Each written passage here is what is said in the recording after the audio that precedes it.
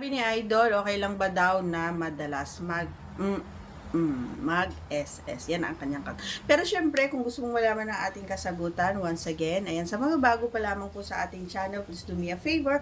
Please do subscribe and click our tiny notification bell so that you'll be updated every time we have a new upload videos. Disclaimer din, mga idol, ang video po natin ay para lamang po sa may bukas ng kaisipan at may malawak na pang-unawa. Kung wala po tayo nito, maaari na lamang pong mag-skip at mamili po ng mga videos na nararapat po para sa inyo.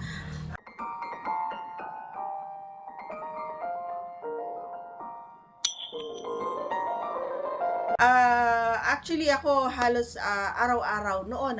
Pero ngayon so wala na tayong time kasi nga masyado na tayong busy gawa ng marami tayong binabayarang utang. Charot.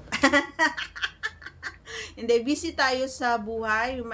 Nakikita nyo naman sa mga vlog ko sa kabilang channel ko na puro tanim ako, puro, alam nyo yon, puro minsan lumalabas, kumakain sa dagat, ganun. So, or mostly of the time, naglilinis ako, naglalaba ako, nagtatanim ako ng mga gulay, kung napapanood nyo, yan. So, doon ako masyadong nagbibisi, kaya hindi ko na masyadong nagagawa ito. Alam nyo kasi ang pag-SS, mga idol, is nagagawa mo lang ito kapag wala kang trabaho, yung nabuboring ka. Ganun kasi ako, lalong-lalo, alam nyo noong nasa ibang bansa tayo ay halos araw-araw ginagawa ko talaga ito is okay naman. Depende lang din sa lakas ng resistensya mo siguro, especially sa inyo mga idol, no? Kasi nga, kayo kasi talagang marami talaga, no? Especially kapag matagal-tagal na walang, alam nyo yan. So, yung tanong ni Idol kung masama ba daw sa kanya or na araw-arawin or lagi. So, ang masasabi ko doon, hindi naman siguro, pero kung wala kang kapareha, kasi napaka-unfair naman sa kapareha mo kung puro ka na lang ganon, di ba? Hindi mo na siya napapansin, kumbaga, hindi mo na siya napapasaya. Sarili mo na lang yung napapasaya mo. So, minsan ADIKD ito mga idol. So, wag nating ugaliin yung sarili natin na araw-arawin. So, maglagpas ka din ng 1 o 2 araw. Wala namang problema. Kasi ako noon, inaaraw-araw natin siya, alam mo yun, napagtanto ko na hindi pala siya okay. Bakit?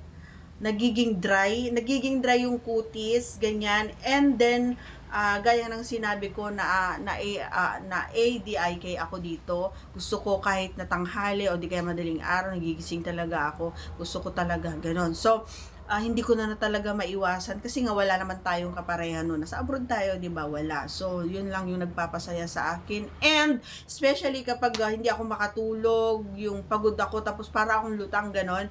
So, yun yung ginagawa ko. Pinapagod ko yung sarili ko para makatulog ako ng maayos. So, yun yung mga reason ko kung bakit ko ginagawa ito. And, syempre, kailangan talaga yun. Kaya hindi ako naniniwala na yung iba hindi ginagawa. Hindi totoo yun. Kasi mararamdaman mo yung letrang L, ayan, mararamdaman mo sa katawan mo yun, yung nag-ano ka pa lang sa katawan, naglilinis ka pa, yung nagugas ka pa lang sa baba mo, mararamdaman, diba? Mararamdaman mo yon. So, hindi ako naniniwala na yung iba ay hindi naggaganon. So, pero hindi ko nila lahat mga idol, baka mamaya magalit na naman po kayo. Bakit ba? Hindi nga kami naggaganon.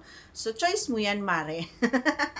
So, ako naman kasi choice ko yon. And doon ako masaya, doon ako happy. Kaya ikaw, idol, na nagtanong nito, kung dyan ka masaya and wala ka namang naapakan na ibang tao, wala ka namang nasasagasaan, wala ka namang napeperwisyo every time na ikaw ay naggaganon. So, walang problema yon. Basta masaya ka, masaya rin ako para sa'yo. Ayan. Pero, yun lang payo ko sa'yo, no? Kapag may partner ka, wag mong araw-arawin. So, pansinin mo din siya kasi nga, kailangan ka din niya. Okay? So, that's all for today's video, mga idol. Once again, if you are not yet connected, please do subscribe and click our tiny notification bell so that you'll be updated every time we have a new upload videos. Thanks for watching, everyone. See you again on our next vlog. Bye!